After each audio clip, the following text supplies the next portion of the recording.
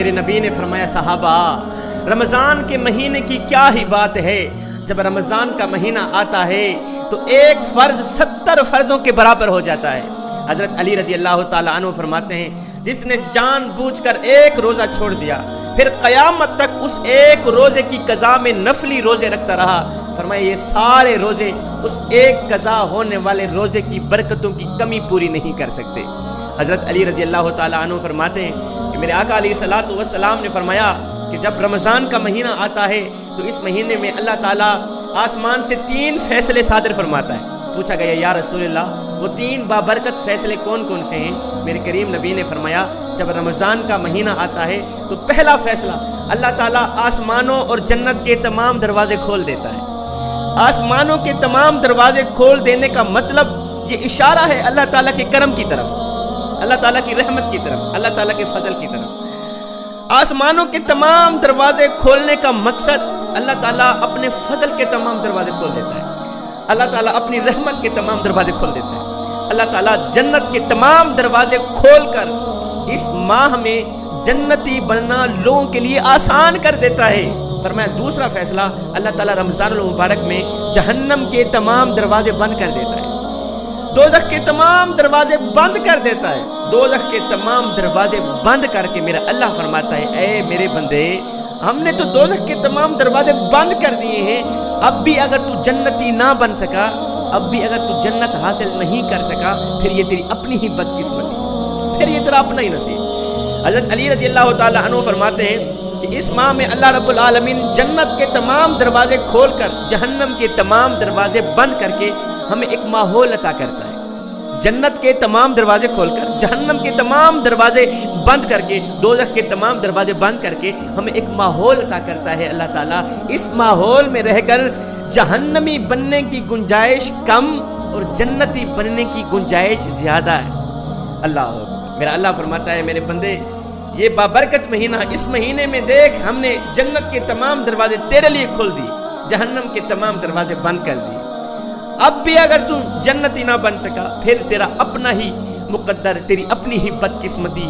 میرے کریم نبی نے فرمایا صحابہ بدقسمت ہے وہ شخص جس نے اپنی زندگی میں رمضان المبارک کا مہینہ پایا اور جنت حاصل نہ کر سکا۔ روزہ رکھتا تھا لیکن جھوٹ بولنا نہیں چھوڑتا تھا، روزہ رکھ کے بھی اس نے جنت حاصل نہیں کی۔ بدقسمت ہے وہ شخص روزہ رکھتا تھا لیکن جھوٹ بولنا نہیں چھوڑا، روزہ رکھ کے جھوٹ بولتا تھا، روزہ رکھ کے دوسروں پر ظلم کرتا تھا، جس طرح اس کے ہاتھ پہلے تھے آج بھی اسی طرح کام کر رہے ہیں، روزہ رکھنے سے پہلے جس طرح اس کے ہاتھ ڈنڈی مار رہے تھے اور آج روزہ رکھنے کے بعد بھی اس کے ہاتھ ڈنڈی مارنے کو نہیں روکے، جس طرح پہلے جھوٹ بولتا تھا آج روزہ رکھنے کے بعد بھی ایسے ہی جھوٹ ہی بول رہا ہے، جس طرح پہلے ڈنڈی مارتا تھا، مظلوموں پر ظلم کرتا تھا، ان ہاتھوں سے دوسروں کو ایذا دیتا تھا، ان ہاتھوں سے دوسروں کو تکلیف دیتا تھا، ان ہاتھوں سے دوسروں کو درد دیتا تھا، آج روزہ رکھنے کے بعد بھی اس کا وہی حال ہے جو پہلے تھا۔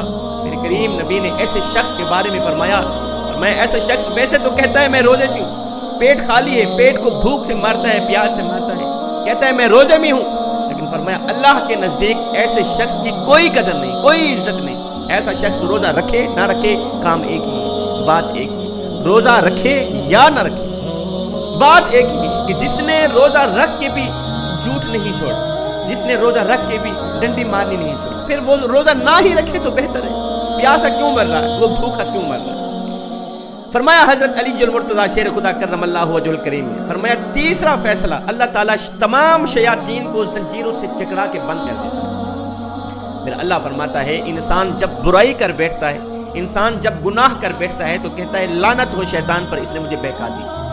ایسے نا جب انسان گناہ کرتا ہے نا تو یہی کہتا ہے، جب برائی کرتا ہے برائی کرنے کے فوراً بعد کہتا ہے لعنت ہو شیطان پر اس نے مجھے بہکا دیا۔ پر میں لوگوں رمضان کے مہینے کی برکتوں کے صدقے ہم نے تو تمام شیاطین کو پکڑ کر زنجیروں سے بند کر دیا ہے، جکڑا دیا ہے، اب تم یہ کیوں کہتے ہو لعنت ہو شیطان پر اس نے ہمیں روزہ نہیں رکھنے دیا، لعنت ہو شیطان پر اس نے ہمیں کیوں جھوٹ بولنے دیا، کیوں گناہ کرنے دیا؟ اور تمام شیاطین تو اس وقت جکڑے ہوئے، تم لعنت کس کو دے رہے؟ اللہ اکبر۔ فرمایا یہ تو شیطان میرے بندے کو بہکاتے ہیں، روزہ نہیں رکھنے دیتے، نماز نہیں پڑھنے دیتے. رمضان المبارک کی برکتوں کے صدقے ہم نے تمام شیاطین کو پکڑ کر زنجیروں سے جکڑا دیا تاکہ یہ میرے بندے کو بہکا نہ سکے, میرا بندہ روزہ رکھ کے میرا محبوب بندہ بن جائے. اللہ اکبر. بہر کے تمام شیاطین تو چکڑا دیے گئے ہیں میاں, جو تمہیں بہکانے والے تھے وہ تو پنجروں میں بند کر دیے گئے, جکڑا دیے گئے. اب رہ گیا اندر والا شیطان. بہر کے تمام شیاطین جو ہے نا وہ بند کر دیے گئے, چکڑا دیے گئے. اب رہ گیا اندر والا یہ جو نفس ہے. اقبال نے کیا خوب لکھا تھا, میاں تیرے اندر یہ جو شیطان بیٹھا ہوا ہے نا, اس شیطان کو مار دے, نہیں تو یہ تم ہی مار دے گا. فرمایا اس شیطان کو گرفتار کر لو, نہیں تو یہ تم ہی گرفتار کر لے. اقبال نے کیا خوب لکھا تھا, کہا ایسا نہیں کہ نفس کا شیطان مر گیا, ارے شیطان تو ہے زندہ, انسان مر گیا. سجدوں پہ سر جھکانے کی فرصت نہیں رہی, مومن کی روح میں بسا مسلمان مر گیا. ارے مسجد تو پکی بن گئی اور شاندار بھی, کچی ہے رب سے چاہتے, ایمان مر گیا. حیرت ہے تیری قسمت پہ اے اقبال, پیدا ہوا تھا خوشنما ویران مر گیا. اب انسان کو بہکانے والے جو تمام شیاطین ہیں وہ چکڑا دیے گئے. اب رہ گیا انسان کے اندر کا یہ جو نفس ہے. اب اس نفس کی اصلاح کے لیے اللہ تعالیٰ نے ہمیں روزہ عطا کر دیا. اس نفس کی اصلاح کے لیے اللہ نے ہمیں رمضان عطا کر دیا, روزہ عطا کر دیا. دن کو روزہ رکھیں, رات کو قیام کریں, اور قیام کے دوران اللہ کا کلام سننا. دن کو روزہ رکھنا, رات کو قیام کرنا, پھر قیام کے دوران اللہ کا کلام سننا, مطلب قرآن مجید کی تلاوت سننا. یہ وہ 3 کام ہیں جو انسان کی نفس کی اصلاح کرتے ہیں. تو جوانو آخر میں یہی سبق, یہی میسج دینا چاہوں گا کہ کہیں ایسا نہ ہو آپ تو صبح سویرے سحری کر کے ساتھ کھانے کھا کے سو جائیں, آپ کا غریب ہمسایہ اس کو کھانے کے لیے سوکھی روٹی بھی نہ ملے. کہیں ایسا نہ ہو افطاری کے وقت آپ کے سامنے 12 کھانے تیار پڑے ہوں اور وہ بھوکا, اپنے محلے میں رہنے والا بھوکا غریب ہمسایہ وہ سوکھی روٹی کے لیے, ٹھنڈے پانی کے لیے ترستا رہے. جوانو اہم دن وہ نہیں تھا جس دن آپ اس دنیا میں آئے تھے, نامیاں نا, اہم دن تو وہ ہوگا جب تم لوگ یہ جان لوگے کہ تمہارے آنے کا مقصد کیا تھا. انسان نہیں ہوتا, عمل ہی انسان کو انسان بناتا ہے. انسان عمل ہی سے پہچانا جاتا ہے, ورنہ اچھی باتیں تو دیواروں پہ بھی لکھی ہوئی ملتی ہیں. صاحب عبادت اس مقام تک نہیں پہنچاتی جہاں غریب کی خدمت پہنچاتی. رمضان المبارک کا مہینہ تھا. حضرت سیدنا علی المرتضیٰ شیر خدا کرم اللہ وجہ الکریم آپ لوگوں کو خطاب فرما رہے تھے, اللہ کے بندوں کو درس دے رہے تھے. آپ نے فرمایا لوگو جب رمضان المبارک کا چاند نظر آ جائے تو روزہ رکھنے سے پہلے اپنے اندر یہ 3 غلطیاں ختم کر دینا.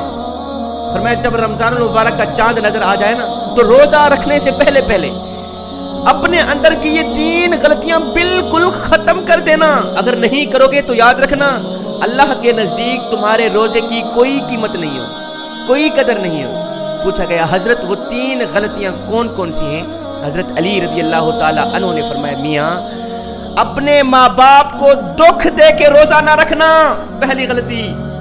اپنے ماں باپ کو ایذا دے کے, دکھ دے کے, تکلیف دے کے, غم دے کے, ان کی آنکھوں سے آنسو نکال کے روزہ نہ رکھنا. نہیں میاں, روزہ رکھنے سے پہلے اپنے والدین سے غلطیوں کی معافی مانگ لینا تاکہ ان کا دل تمہاری وجہ سے دکھا بھی ہو تو پاک و صاف ہو جائے, اور ان کی دعائیں تمہاری زندگی میں شامل ہو کے تمہیں اللہ کے قریب کریں. کہیں ایسا نہ ہو باپ وہاں روتا رہے تم روزے میں ہو, باپ رو رہا ہے, ماں رو رہی ہے, تم روزے میں ہو, باپ دکھی ہے, ماں دکھی ہے, بیٹا روزے میں, بیٹے کو کوئی فکر نہیں. باپ بھوکا ہے, ماں بھوکی ہے, بیٹا روزے میں ہے, بیٹے کو کوئی فکر نہیں. ایسا روزہ قیامت کے دن کہیں ایسا نہ ہو تمہارے منہ پہ نہ مار دیا جائے. روزہ رکھنے سے پہلے اپنے والدین سے اپنی غلطیوں کی معافی مانگ لے. ماں باپ کو دکھ دے کے, درد دے کے, غم دے کے روزہ نہ رکھنا. فرمایا دوسری غلطی, روزہ رکھنے سے پہلے اگر تم جھوٹ بولتے ہو تو یہ عادت ختم کر لینا. اگر تم باتوں پہ جھوٹ بولتے ہو تو روزہ رکھنے سے پہلے اللہ سے یہ وعدہ کر لینا, مالک میرا آپ سے وعدہ ہے آج کے بعد میں کوئی بھی جھوٹ نہیں بولوں گا, کیونکہ جھوٹ بولنے والے پر اللہ کی لعنت برستی ہے. یہ کیسے ہو سکتا ہے بندہ روزے میں بھی ہو اور لعنت بھی برسے؟ یہ اللہ کو منظور نہیں, ایسا روزہ اللہ کو قبول نہیں. جھوٹ بولنا ایک خطرناک بیماری ہے جوانوں.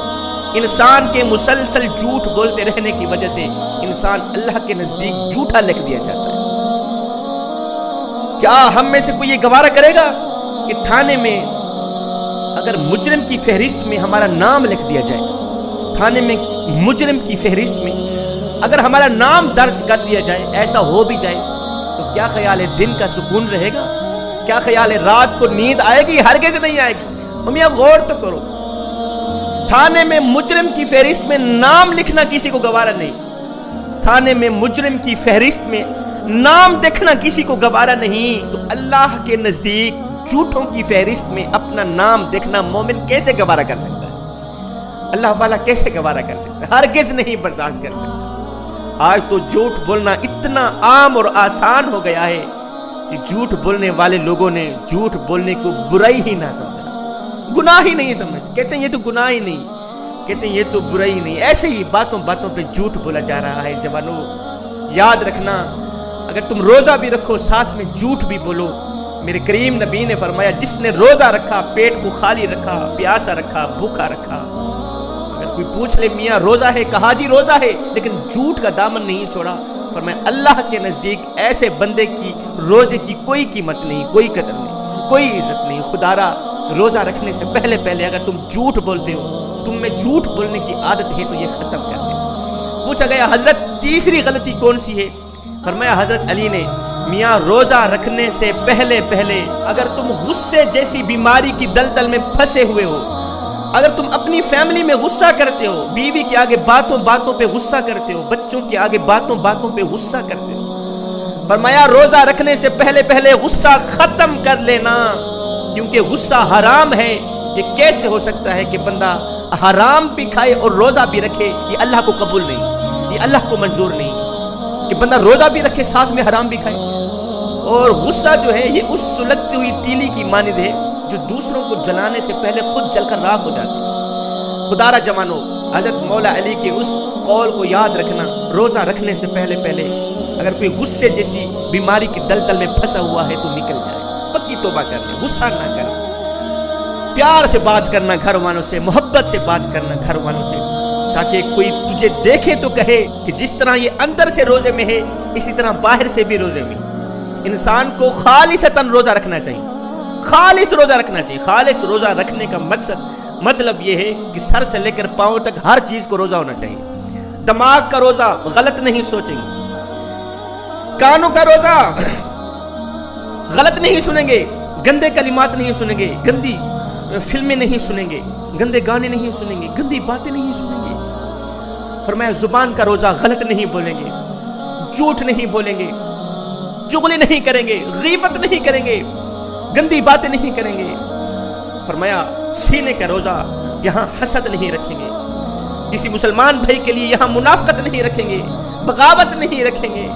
دل کا روزہ، نفاق نہیں رکھیں گے، نفاق نکال دیں گے، دل پاک کو صاف کر دیں گے۔ ہاتھوں کا روزہ، کسی کو ایذا نہیں دیں گے، کسی کو تکلیف نہیں دیں گے، ان ہاتھوں سے کسی کو تھپڑ نہیں ماریں گے، ان ہاتھوں سے کسی کو تکلیف نہیں دیں گے، دکھ نہیں دیں گے، ان ہاتھوں سے کسی پر ظلم نہیں کریں گے۔ ہائے، ظلم ایک ایسی گندی بیماری اور بدترین گناہ ہے جو نیکیوں کو اس طرح کھاتا ہے جس طرح آگ لکڑی کو کھاتی ہے۔ ظلم کرنا کسی کے اوپر۔ ایک ظالم بادشاہ تھا، اس نے کسی اللہ والے سے پوچھا کہ بابا جی میرے لیے بہترین عبادت کون سی ہے؟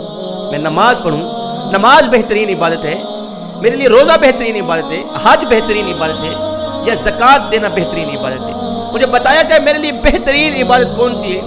اس بزرگ اللہ والے نے فرمایا بادشاہ دوپہر کا سونا تیرے لیے بہترین عبادت ہے، دوپہر کا سونا تیرے لیے بہترین عبادت ہے، تاکہ کچھ دیر لوگ تیرے شر سے محفوظ رہیں، کچھ دیر لوگ تیرے ظلم سے محفوظ رہیں۔ فرمایا ان ہاتھوں سے کسی کو ایذا نہ دینا، ان ہاتھوں سے کسی کو دکھ نہ دینا۔ ہاتھوں کا روزہ، کسی کو تھپڑ نہیں مارنا، کسی کو دکھ نہیں دینا۔ پاؤں کا روزہ، ایڑی مار کے نہیں چلنا۔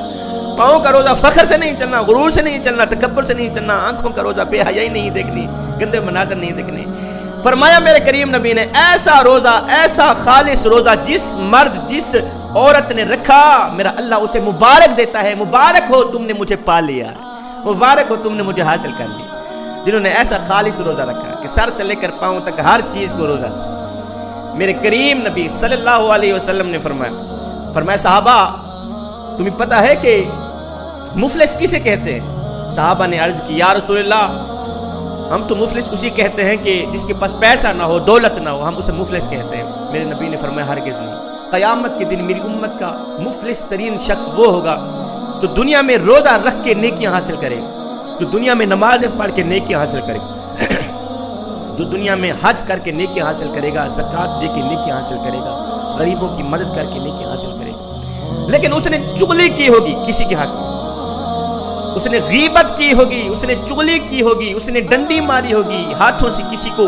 تھپڑ مارا ہوگا، کسی کو دکھ دیا ہوگا، کسی کو درد دیا ہوگا، کسی کو غم دیا ہوگا، کسی کا حق مارا ہوگا، کسی کو ڈنڈی ماری ہوگی، ناپ تول میں کمی کی ہوگی۔ فرمایا اتنی نیکیاں لے کر آنے والا شخص، اس کی ساری نیکیاں لوگوں میں بانٹ دی جائیں گی، ان لوگوں میں بانٹ دی جائیں گی جن لوگوں کی یہ غیبت کرتا رہا، چغلی کرتا رہا، حق مارتا رہا، ظلم کرتا رہا، ان لوگوں میں بانٹ دی جائے گی۔ یہ خالی ہاتھ ہو جائے گا، جب اس کے پاس کچھ باقی نہیں رہے گا تو میرا اللہ فرمائے گا جہنم کے دروازے کھولو، اس نیکوکار بھرپور نیکیاں لے کے آنے والے شخص کو جہنم میں ڈال دو۔